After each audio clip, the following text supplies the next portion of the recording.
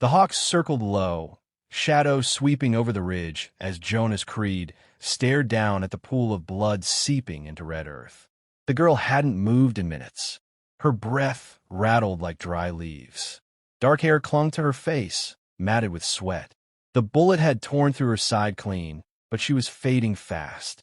He knelt beside her, fingers rough but careful as they pressed against the wound. Her eyes snapped open, black, burning, unafraid. "I'm not here to finish it," he said, voice gravel-worn smooth. "Just patch what some bastard started." She didn't speak, just watched, watching like she already knew what he was. Wind kicked up dust. Jonas scanned the rocks. Nothing yet, but someone had done this. Someone might come back. He didn't wait to ask questions. He lifted her, light as a sack of corn but tense as a coiled snake, and laid her across the back of his mule. The sun blazed overhead, a flat gold eye that saw everything but said nothing. He didn't take the main trail. He rode the back way, through gulches and scrub so twisted even snakes thought twice. She drifted in and out. Once, her hand reached up and gripped his shirt. "They'll come for me," she rasped. "Let him try," he said. Creed's cabin sat against the base of a sunburned bluff, walls weathered to gray, like bones half buried in sand. He kicked the door open and laid her down on his cot. No words, just movement. Boiling water, strips of clean cloth, a flask of fire whiskey. She screamed once, low and sharp, when he dug the lead out, then bit down on her own hand and stared at the ceiling while he stitched. When it was done, he sank into the old rocking chair, wiped sweat from his brow, and listened to the cicadas scream outside. His rifle leaned by the door, loaded. He hadn't picked it up in months, maybe years. Night crawled in slow, the way it always did. Her breathing was steadier now, shallow but real. He watched her. Finally, her voice came, thin but edged in iron. "You're not just a rancher." Creed didn't answer. "You've killed before," she said. His jaw worked. "Not lately. You walk like a man who doesn't care if he wakes up tomorrow." "Maybe I don't." She closed her eyes. "Then why save me?" He didn't have a reason that made sense. Not when he could speak out loud. So he just said, "Because no one else would." Outside, a coyote howled. Inside, the air was thick with smoke and silence. She slept. He watched the door. The ghost who rode alone sat still, but his fingers twitched like they remembered how to draw. Someone was coming. He felt it in his bones. And this time, he wouldn't walk away. The sheriff slammed his boot on Creed's porch, dust coiling like smoke around his spurs.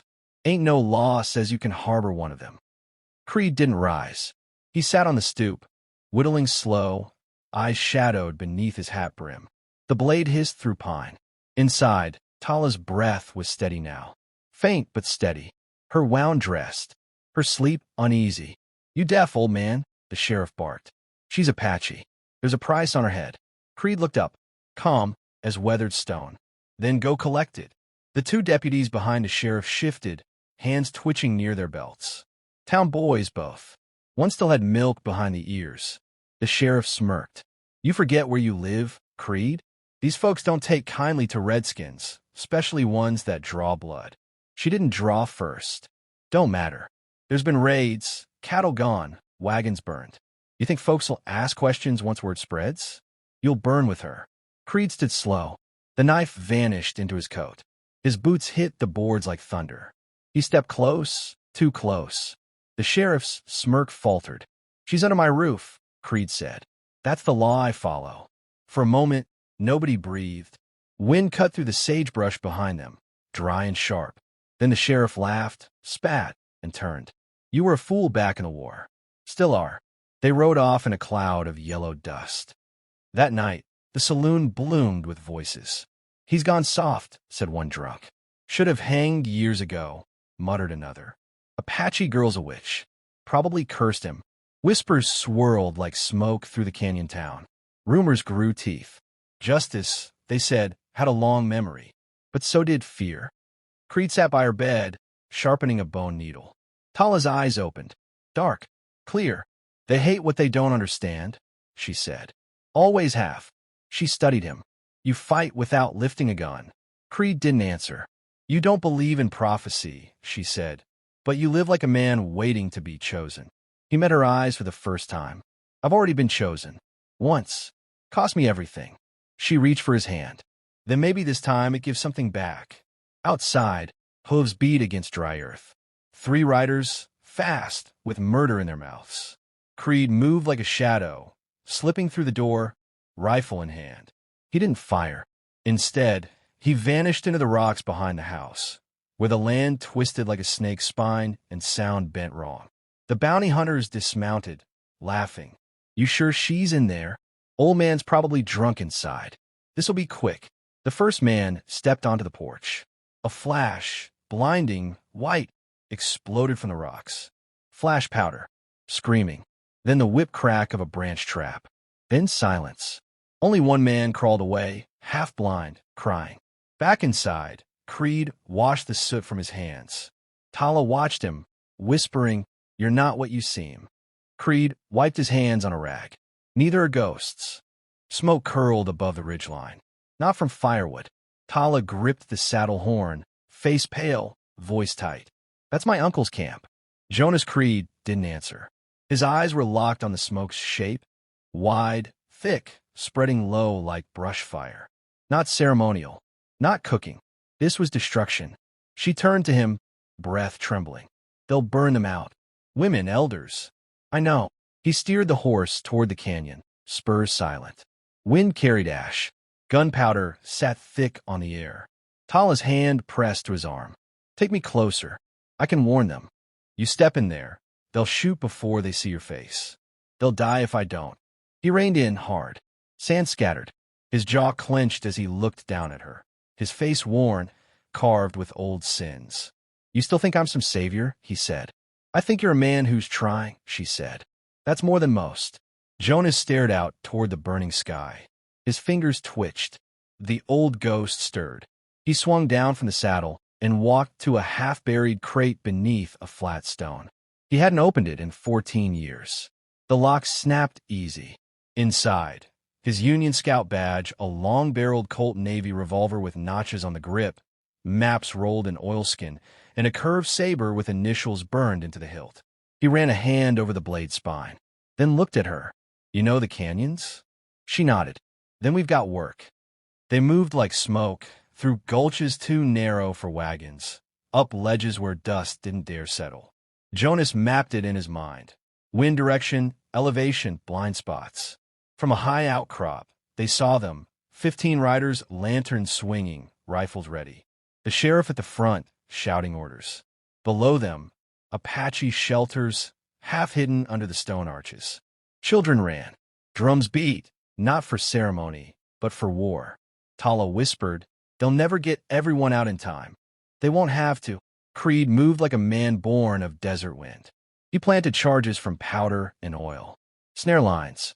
Trigger rocks. It wasn't justice. It was precision. Death taught by war, refined by silence.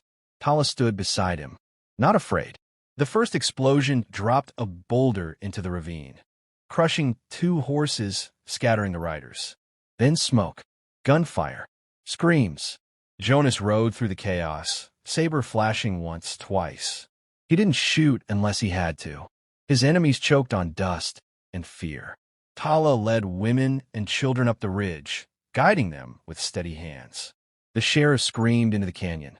"This is treason." Jonas faced him, blood on his coat. "No, this is memory." Their eyes locked, but the sheriff fled, alone. As the last fire died, silence fell. The Apache shaman emerged from the smoke, eyes fixed on Jonas. Tala whispered, "He sees you." Jonas lowered his weapon. He sees the truth. The mob came at dawn. Boots hit the dirt like thunder. Dust rolled off the main street, thick with heat and hate.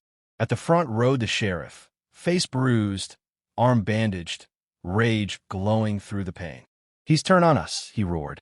"Sheltered the enemy. Killed good men." Behind him, townsfolk gripped rifles, pitchforks, rope.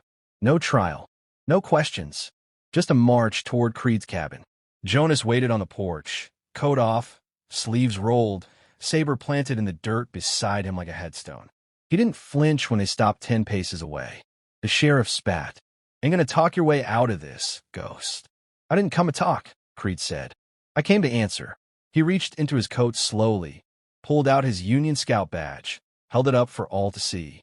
Name's Jonas Creed. I rode for the flag when it meant something. Burned villages because I was told it would bring peace. Killed men who never raised a rifle. Thought I was on the side of the good. I wasn't. The crowd shifted, unease crawling into their boots. I came here to die quiet, Creed said. But I reckon some debts don't get buried. The sheriff's lip curled. You confessin'? I'm telling the truth. He tossed the badge into the dust. You want justice? Take me. But she walks free. The crowd didn't move. The heat pressed in. A bead of sweat rolled down the sheriff's cheek. Then came a whistle, sharp, high. From a ridge behind Creed's cabin, Apache warriors emerged. Bows drawn, spears glinting. Their eyes were silent fire. The shaman stood at the center. Tall at his side. The townsfolk froze. The sheriff reached for his pistol. A whistle cut the air. Then an arrow did. It struck the sheriff clean through the shoulder. He dropped screaming, gun clattering useless in the dust. Creed didn't move, didn't blink. The townspeople stepped back. One dropped his pitchfork. Another let his rifle hang. The shaman walked forward, slow, solemn. He looked at Creed, then spoke, not in English, but every word weighed like stone. Tala translated softly from behind him. He says the fire chose you. The spirits saw what you carried, and they still named you protector. Creed bowed his head. The shaman extended a single white feather, weathered at the tip, stained faintly with ochre. Tala took it and placed it in Creed's hand. No vows, no ceremony, just silence. Creed stood alone in the middle of the road, townsfolk staring, wind brushing the dust around his boots. Some say he walked into the hills that night. Others claim he stayed with the Apache, never seen again. But the old ones still whisper. There was a ghost once who burned for justice, and when the fire passed, only the feather remained.